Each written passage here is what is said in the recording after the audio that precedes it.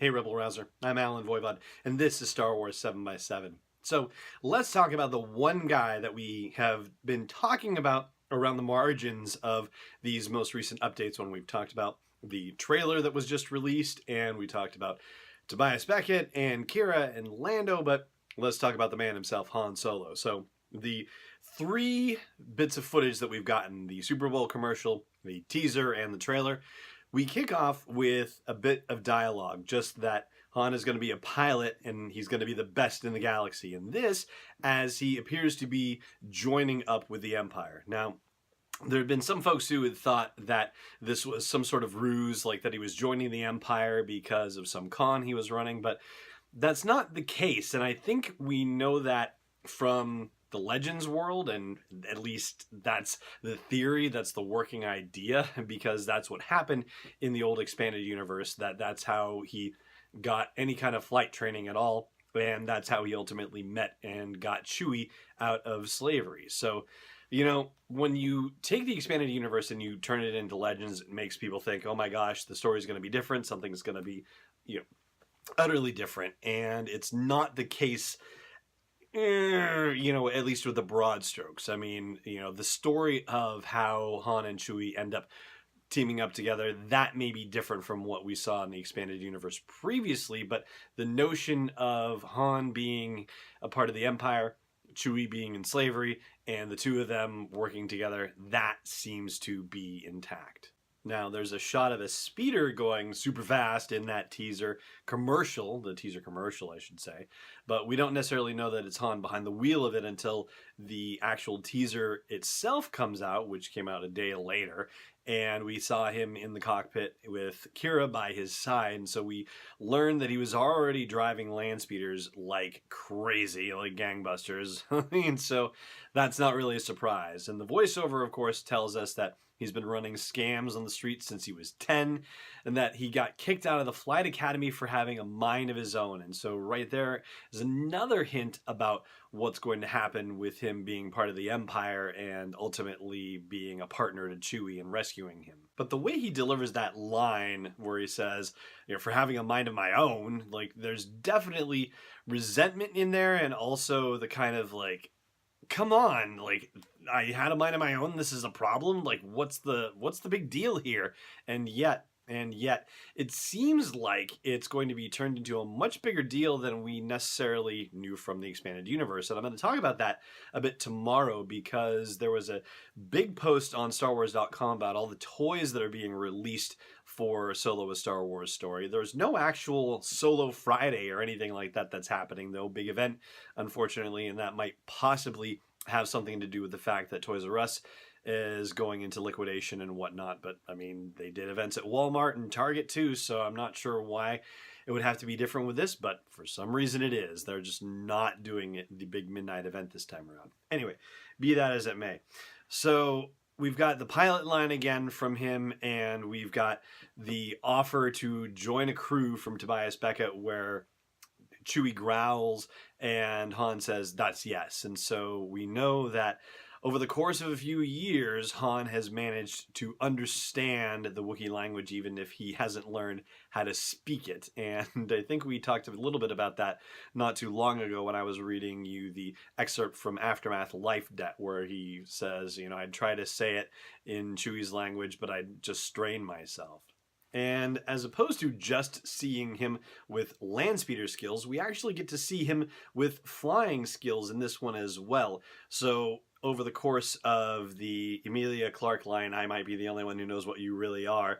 Like, at the climax of that, we see a shot from the train heist where he has that cargo ship and he is releasing the train car with all of those little ships. They have cables attached to it, and it looks like that's not going to go well for them at all, as Han then pulls back on the stick and is trying to get out of the way of the explosion. But clearly he has already developed some significant flight skills by this point.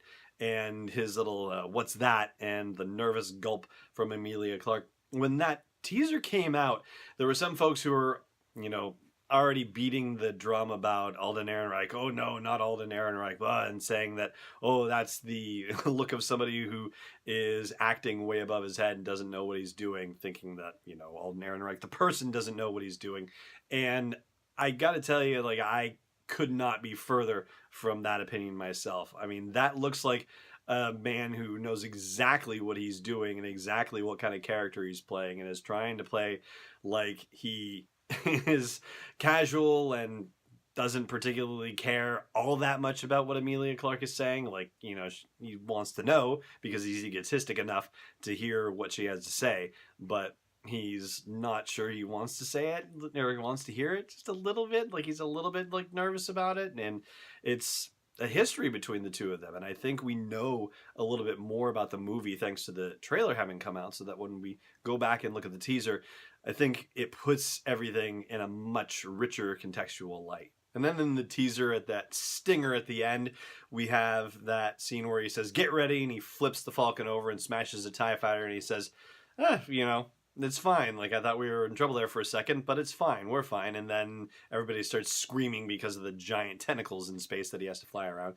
And it's worth noting, and we talked a little bit about this yesterday with Lando, that the scene earlier in the teaser where you see Lando and L3 kind of like giving each other the little jaunty salute and then going into hyperspace, well, Han is sitting in one of the accelerator chairs behind L3. So at that point, he is not flying the Falcon, but obviously later on in that stinger, he is flying the Falcon, which suggests that he is going to win it from Lando sometime in the middle of the movie, not actually at the end of the movie. And then we have the new trailer, which I think says more about young Han Solo than anything we've gotten so far. I mean, we know he's a gambler to begin with. Like, that's just, that's what we know about Han Solo. And we finally see him in a gambling den. Yes, there was sort of a little silhouette shot previously, and you couldn't quite tell what was going on. Well, now it's clear that he was in a gambling den, and we see him pushing credits across the table. So we know that he's actually doing rather well, or has the capacity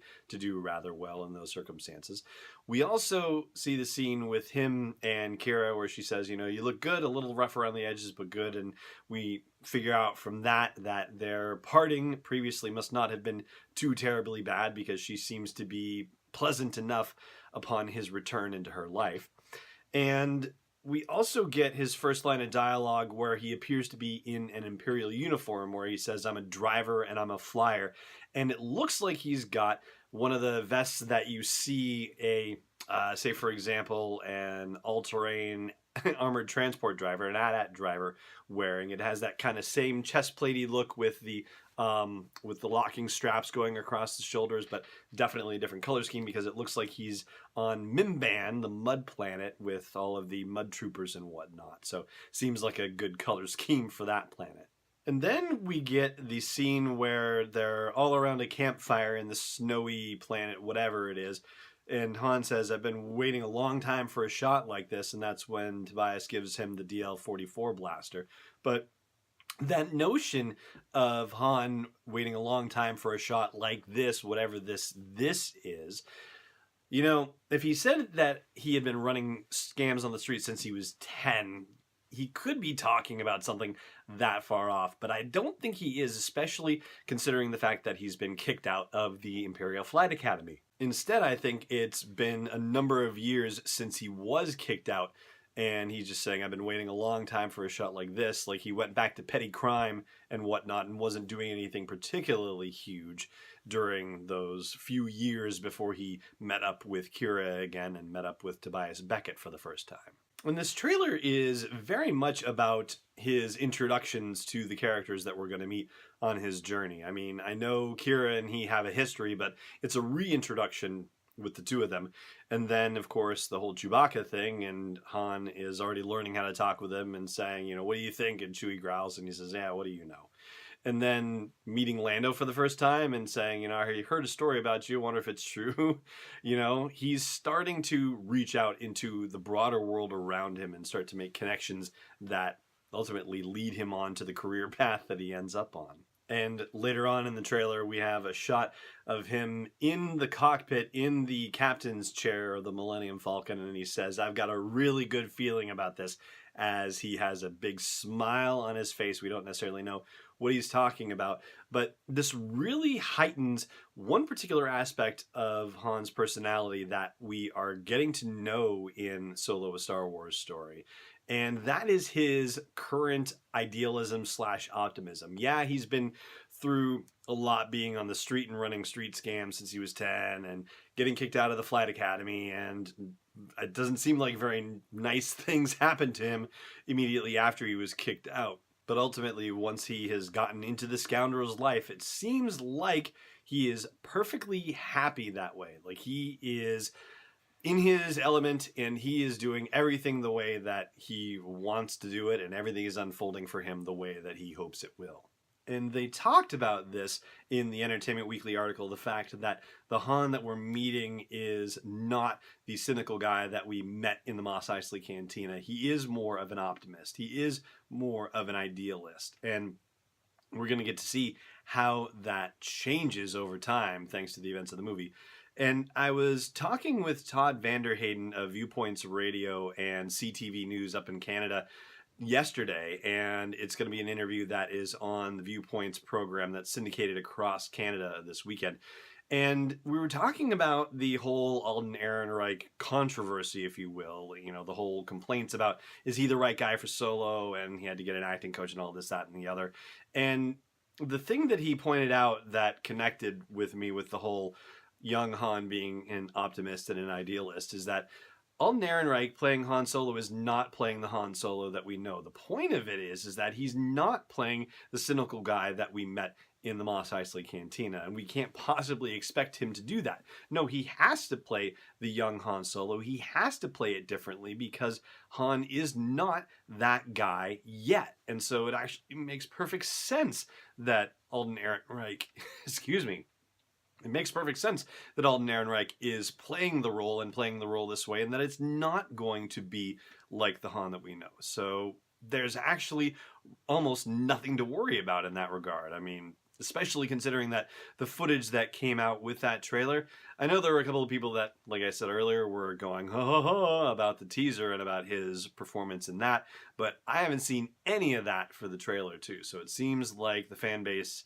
is relaxing into the idea of Alden as Han Solo, which can only be a good thing. And that right there is going to do it for the meat of the podcast, for the video portion at least. And there will be a little bit more on audio. That's over at sw7x7.com/iTunes or wherever you like to listen to podcasts. But for now, it just remains for me to say thank you so much for watching, and may the Force be with you wherever in the world you may be.